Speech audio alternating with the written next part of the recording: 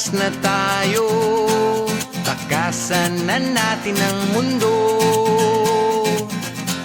Magtago papalayo sa mas tahimik at payapang mundo.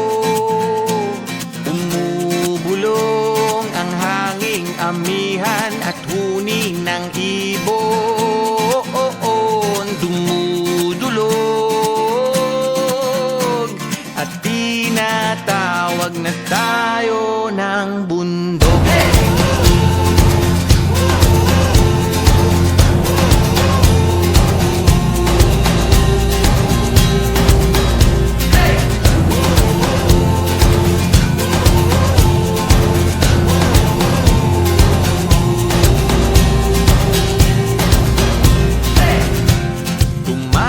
Na tayo, palayo sa maraming tao. Tumiwalay at magtago sa maingay at malabong mundo. Bumubulong ang hanging habagat at hampas ng alon. Dumudulog at niyayakag na tayo ng karagatan.